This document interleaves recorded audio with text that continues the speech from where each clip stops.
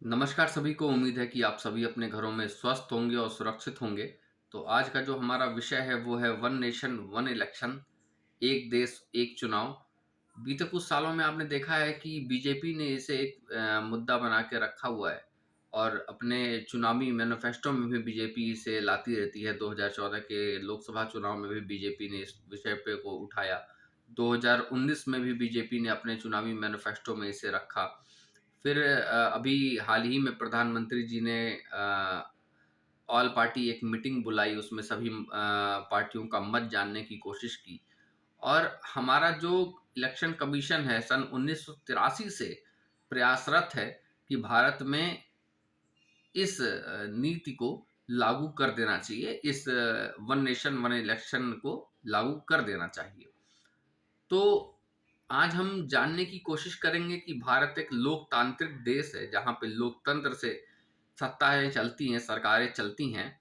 उस देश में ये वन नेशन वन इलेक्शन का क्या इतिहास है, ये कहाँ तक सफल हो पाएगा, इसमें क्या क्या खूबियां हैं, क्या क्या खामियां हैं, और अगर हम इसे लागू करते हैं तो हम किस तरह इसे सफल बना सकते हैं, इस विषय पे आज हम चर्चा करेंगे।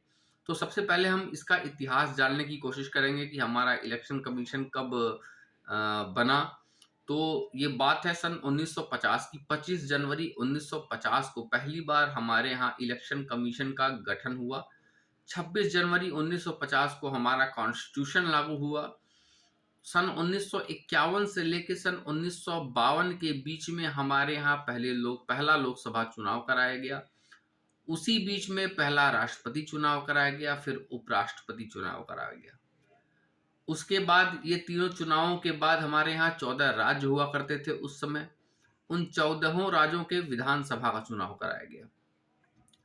14 राज्यों के विधानसभा चुनाव होने के बाद उसमें राज्यसभा का चुनाव कराया गया। उसके बाद हमारी धीरे धीरे उसमें मंत्रिमंडल बैठाया गया और धीरे धीरे देश को सुचारू रूप से चालू किया गया।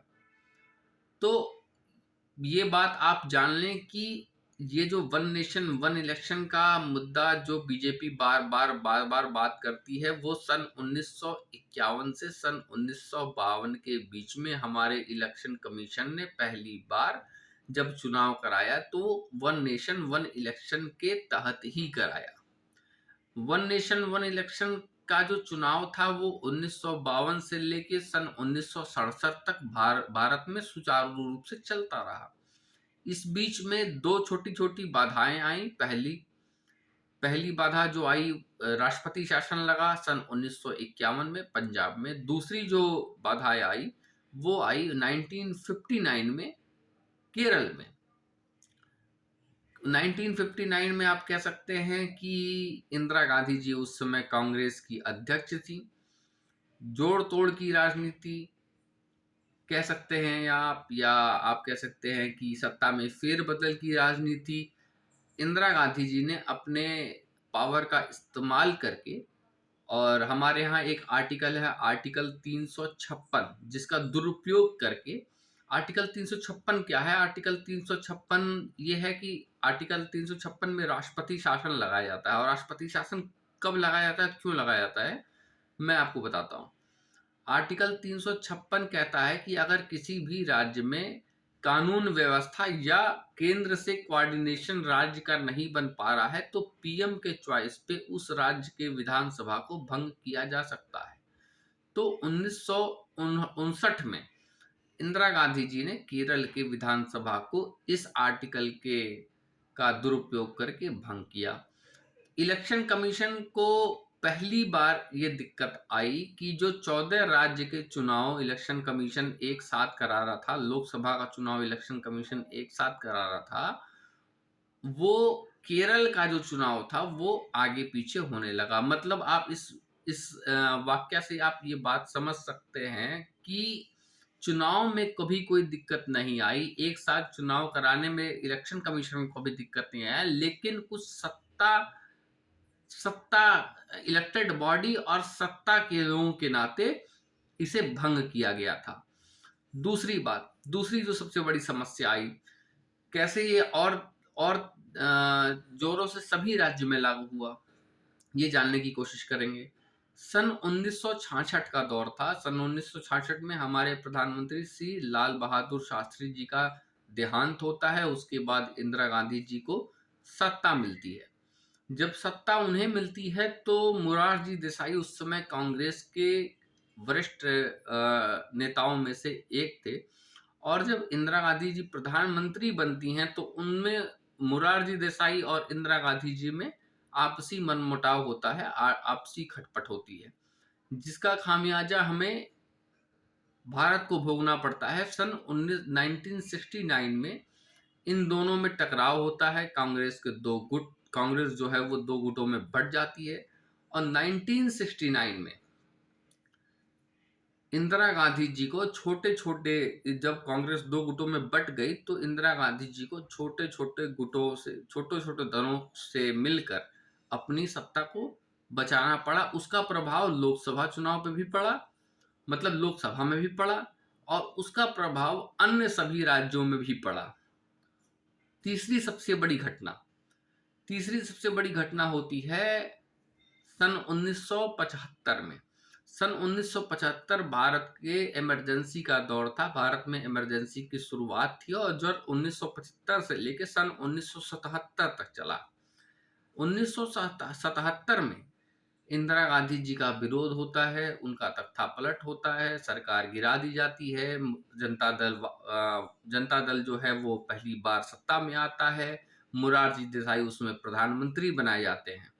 जब मोरारजी देसाई प्रधानमंत्री जाते हैं तो जब वो सत्ता पे बैठते हैं, जब वो प्रधानमंत्री की कुर्सी पे बैठते हैं तो वह जितने भी केंद्र शासित, मतलब आप ये कह सकते हैं कि कांग्रेस शासित जितने भी प्रदेश थे, मतलब उसमें 7-8 राज्यों का नाम था, उन सभी राज्यों को के विधानसभाओं को वो भंग कर देते हैं।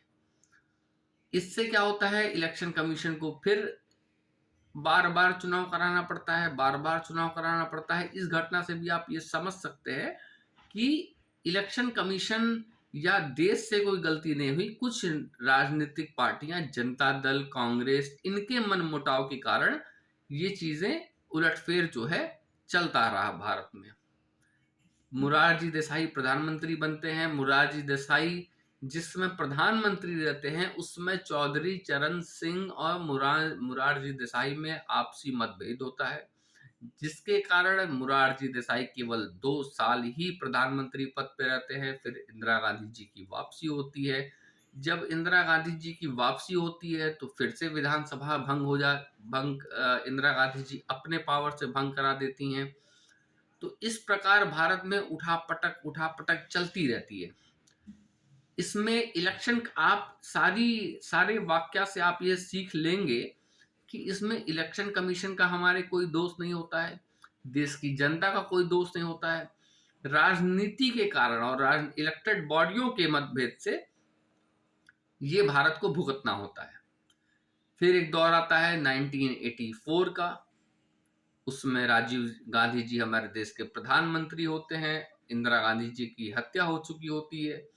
1984 में राजीव गांधी जी आर्टिकल 356 में कुछ संशोधन कराते हैं। उस संशोधन से कहीं हद तक ये जो उठापटक है, ये जो लोकसभा भंग करना, राज्यसभा भंग करना, कहीं हद तक थमता है। लेकिन एक बड़ा बदलाव आता है। सुप्रीम कोर्ट की 9 जजों की बेंच बैठती है 1994 में, जिसमें ये डिसीजन लिया जाता है कि आर्टिकल 356 के कुछ नॉर्म्स को बदला जाता है। आर्टिकल 356 में संशोधन किया जाता है। और इसमें उसके बाद 1994 के बाद आप ये देख सकते हैं, और टिल 2022 तक में, कि जो ये सत्ता का उठापटक है ये बहुत मुश्किल होता है किसी भी केंद्र सरकार के लिए या किसी भी राज्य सरकार के लिए आज भी। लेकिन पीएम चॉइस है, लेकिन ये ऐसा कहीं देखने को नहीं मिलता है। तो मतलब आप ये समझ सकते हैं, मतलब ये आप ये जान सकते हैं कि इलेक्शन कमीशन भारत की सन 1952 से ही इसके लिए सहमति जताती है। इलेक्शन कमीशन ने प्रूफ करके दिखाया है कि वो भारत में चुनाव करा सकते हैं। इसका कोई लोकतंत्र को खतरा नहीं पड़ता है। कुछ विपक्षी दल ये बोलते हैं कि इससे लोकतंत्र की हत्या हो जाएगी, तो मैं उनसे ये सवाल पूछना चाहता हूं कि क्या 1952 से 1967 के बीच में लोकतंत्र की हत्या नहीं हुई थी, या अगर आप उस बीच में हत्या हुई तो 67 के बाद से लेके 84 तक में क्या हुआ, क्या उसे लोकतंत्र की हत्या वो नहीं मानते हैं। तो बहुत सारे क्वेश्चन इसमें उठते हैं, बहुत सारे सवाल उठते हैं जिससे विपक्ष से पूछा जा सकता है। अब हम जानने की कोशिश करेंगे कि इसके नुकसान क्या क्या है, इसे क्यों करा देना चाहिए। अभी 2014 की एक रिपोर्ट है इलेक्शन कमीशन की, लोकसभा चुनाव की। इलेक्शन कमीशन उसमें कहता है कि भारत में 2014 के लोकसभा चुनाव कराने में 30,000 करोड़ रुपए लगते हैं। फिर वही इलेक्शन कमीशन 2019 की एक रिपोर्ट बनाती है जिसमें उसकी गणना होती है कि 50 से 60,000 करोड़ रुपए लोकसभा चुनाव में लगते हैं। पहली चीज। दूसरी चीज कि भारत में हर साल 4 से 5 राज्यों में चुनाव होते हैं। इलेक्शन कमीशन कहता है कि हमें 12 महीने और 5 साल इलेक्शन मोड में रहना होता है। तो इससे क्या है, जो हमारा इसकी जो कमी है, इससे एक तो हमारा जो पहला पैसे का जो व्यय हो रहा है वो, दूसरा हमारे इलेक्शन कमीशन 12 महीने काम करते रहती है, 5 साल का उन्हें काम करना होता है। तीसरी सबसे बड़ी बात कि जब चुनाव होते हैं तो बहुत सारी सुरक्षा व्यवस्था देखनी होती है, बहुत सारा सुरक्षा व्यवस्था को बुलाना पड़ता है, बहुत सारे सुरक्षित लोगों को बुलाना पड़ता है।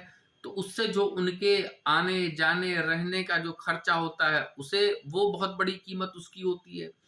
तीसरी चीज और सबसे बड़ी चीज वो जो मुझे लगती है, जब किसी राज्य में चुनाव होता है तो उस राज्य में आचार संहिता लग जाती है, और जब उस राज्य में आचार संहिता लगती है तो जो केंद्र की जो योजनाएं चल रही होती हैं, जो देश में के विकास की जो योजना चल रही होती है, वो योजना उस राज्य में बाधित होती है। तो और जब वो योजना बाधित होती है और जब दूसरी सत्ता आती है उसी बीच में, तो वो उस योजना को कहाँ तक लेके जाएगी, वो कैसे लेके जाएगी, वो कब उस पे काम करेगी, कब उसके लिए फंड जुटाएगी, कब क्या करेगी, इससे बहुत सारे सवाल जवाब उठते रहते हैं। तो एक साथ चुनाव करा लेने में सारे राज्यों में जो केंद्र की जो योजनाएं होंगी वो एक साथ काम करेंगी, जो राज्य की जो योजनाएं होंगी वो एक साथ काम कर पाएंगी, और भारत एक अच्छे विकास दर पे चल पाएगा। चौथी बात यह है कि जब जनता किसी इलेक्टेड बॉडी को चुनती है या जनता किसी नेता को हराती है, तो उसमें कुछ गुण देखती है, कुछ चरित्र देखती है, कुछ उनके संस्कार देखती है, कुछ कार्य प्रणाली देखती है। आज क्या है, जो दल बदल, कोई कहीं से हारा, कोई कहीं से जीता, कोई कहीं चला गया, कोई कहीं चला गया, तो इससे क्या होता है, जनता का जो विश्वास होता है वो कहीं ना कहीं खंडित होता है। और इस खंडन में जनता विश्वास नहीं कर पाती है कि आप वोट किस पार्टी को दे रहे हैं, क्या वो हारेगी या जीतेगी, अगर जीतेगी तो कब तक चलेगी, और हारेगी तो कब वो सत्ता में वापसी कर जाएगी। इससे जो जनता का विश्वास है चुनाव पे, वो धीरे धीरे धीरे कम होता चला जाता है। आप कई राज्यों में देखते हैं कि दोपहर के दो चुनाव के समय दोपहर के 3-3 4-4 बजे तक बहुत कम जो यंग युवा हैं वो निकल के वोट देते हैं। उसका यही कारण मुझे लगता है, और जहां तक मैंने एनालिसिस किया है वो यही है कि जो विश्वास है लोगों का वो नहीं रह जाता है। तो इस नाते इसे जो वन नेशन वन इलेक्शन का जो प्रस्ताव है एनडीए का, जो इलेक्शन कमीशन का, उस पे सभी को अपना मत देना चाहिए, और मेरे हिसाब से जो मेरा ओपिनियन है इसे लागू करना चाहिए। आप सभी आप सभी जिस मत पे हों, आप सभी का क्या मत है इस पे हमें कमेंट करें, हमें कमेंट करके बताएं। और किसी भी विषय पे इस संदर्भ में अगर आपको लगता है कि हम और वीडियो बना सकते हैं, या इस पे और भी चर्चा करनी चाहिए, तो प्लीज आप कमेंट करके बताएं। आपने मुझे अभी तक बहुत धैर्य से सुना, इसके लिए बहुत-बहुत धन्यवाद।